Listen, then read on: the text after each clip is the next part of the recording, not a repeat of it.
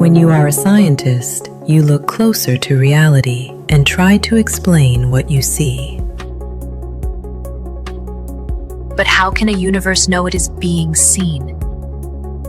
I have noticed, though, that at a certain level of complexity, pure logic no longer remains humanly transparent. Because it confronts us with a terrifying possibility.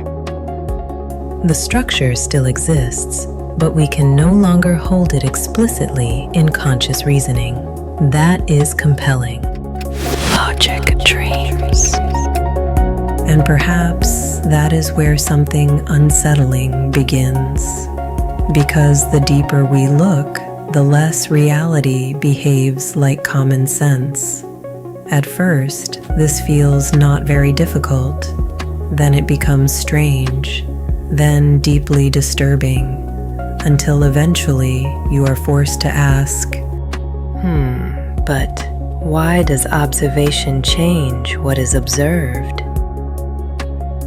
Why does the universe allow probability to become reality? Science is a way to search for that reality. The way we collect measurements to observe, in that way we reach understanding that fulfills our desire. But there is a gap between what we can measure and understand, where comprehension starts to fade, and the unresolved becomes poetry. Reality resists explanation. This is the realm of the unresolved, a place where science continues to function, yet cannot fully explain what is truly happening. The unresolved is not ignorance. It is something far stranger. It is a frontier, a place where our equations and calculations remain true, but yet somehow incomplete, where empiricism and poetry become different ways of touching the same mystery. Perhaps the greatest discovery of modern physics is not certainty, but the existence of the unresolved. Questions suspended at the edge of understanding. Questions humanity returns to again and again. What is consciousness?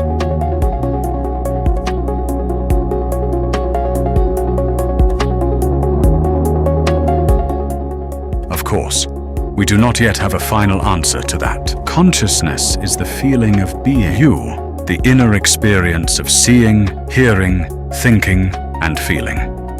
It has a subjective quality that seems to go beyond ordinary information processing. We know consciousness depends on the brain, but knowing what consciousness depends on is not the same as knowing what it is. Nobody knows what consciousness is. It remains an unresolved problem at the intersection of neuroscience, philosophy, and physics.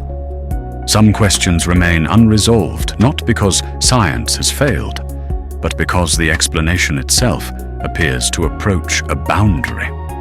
And sometimes, when we reach that boundary, strange things begins to happen.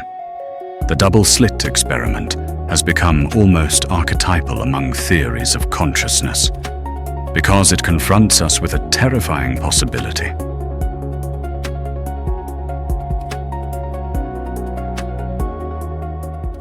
In the double-slit experiment, we encounter one of the most unsettling discoveries in modern physics.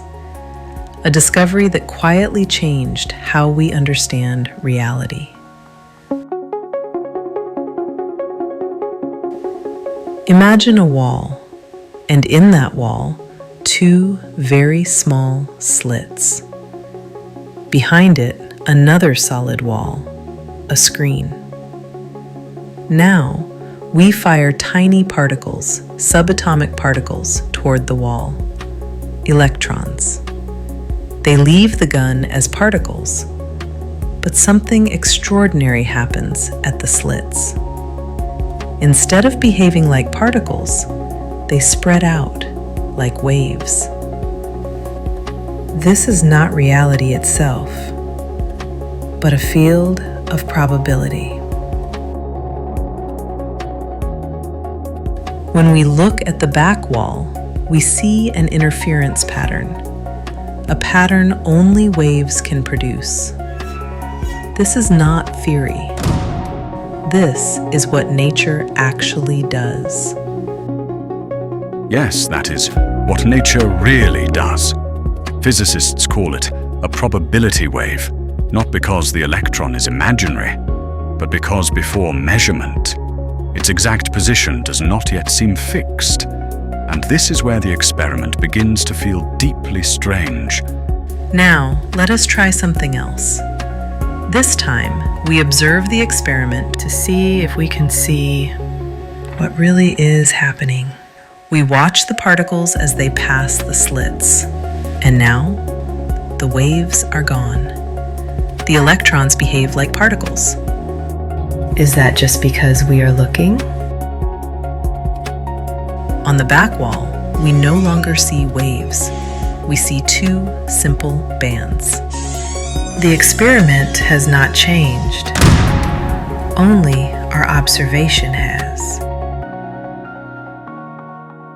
This is the unsettling part. The electron behaves as though reality itself remains unfinished.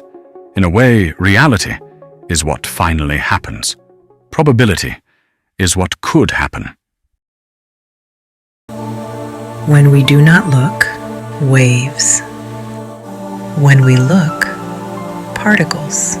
Look away, waves. Look again, particles. So what is happening here?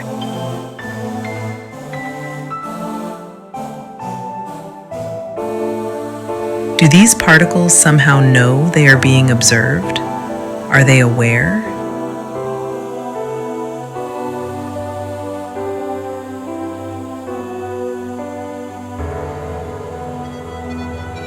If we stop time and read the particles' impacts as oscillations, they resemble a pendulum. Outside time, they form a pattern. It becomes a wave. So, if we freeze time and reinterpret particle detections as oscillations, a timeless wave pattern is revealed. So, apparently, we have two situations here.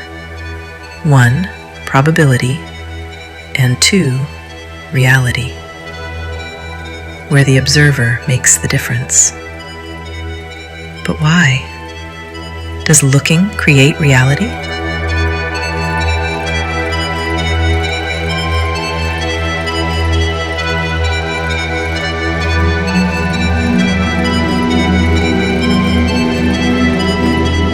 If looking helps determine reality, then what are we who look?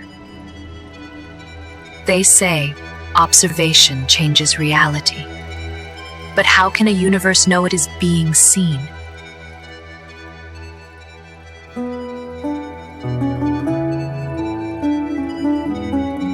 The most incomprehensible thing about the universe is that it is comprehensible.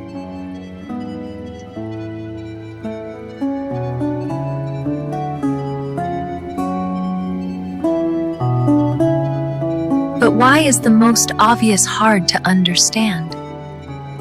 Why does reality appear instantly, but yet hide what it truly is?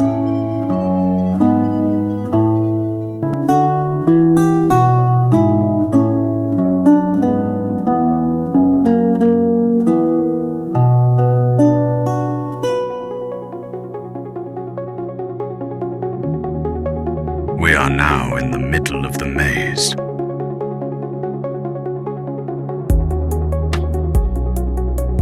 Not really knowing where to go to find a sense of what the ultimate truth might be. We are searching for a key to unlock the deepest mystery of existence. But if reality only becomes defined through observation, then what exactly existed before the observation? The key itself could not fully exist. And that leaves us with a strange possibility, that it is the threshold itself, the boundary between probability and reality, where the deeper mysteries begin to merge. The past no longer exists. The future does not yet exist, yet both are present in our thoughts. This suggests that consciousness operates in a larger space than immediate reality. It moves not only through actual events, but through possibilities. What could happen is not merely another point in time. It may be a different dimension altogether, a universe of possibilities. Imagination may not merely be fantasy, but our direct encounter with the realm of possibility itself.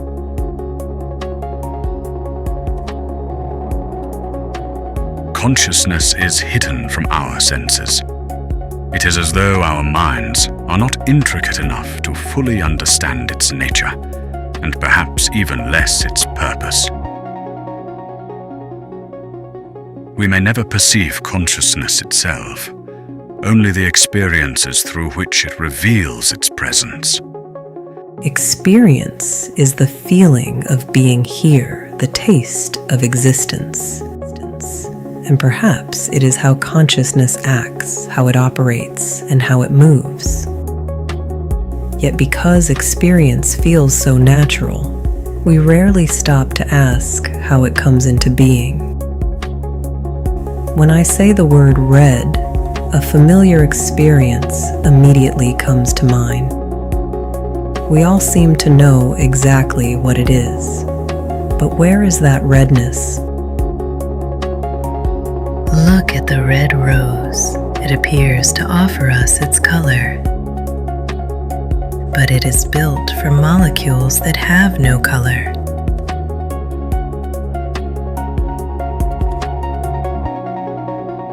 The sun emits electromagnetic radiation. It has no color. The pigments within the petals absorb some of that energy and reflect the longer wavelengths. The light leaves the flower carrying information, but not yet color. The reflected light reaches the photoreceptors in our retina. They convert the light into electrical signals. Those signals have no color. Action potentials propagate through the nervous system. Activity appears in the visual cortex at the back of the brain, and suddenly we have the familiar experience of red. But where is the red? The light entering our eyes is only energy. Yet vision is far more than the detection of light. It is consciousness reaching toward another mind, navigating between what is revealed and what remains hidden, comparing the present with memories of the past and probabilities of the future.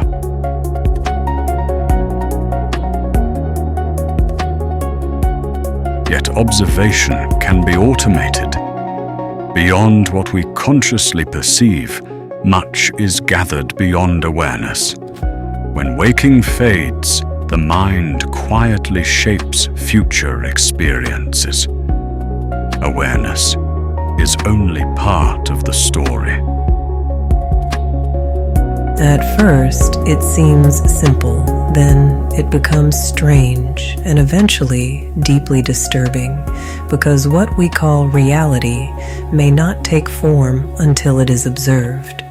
What the double-slit experiment shows is that observation is not separate from the world. It is part of how the world appears. A field of possibilities approaches a boundary, and at that boundary, something happens. Not a lens of glass, but a kind of prism, where probability becomes a single event. This is what happens at the slit. This is where a world takes form, and this is what you experience as reality.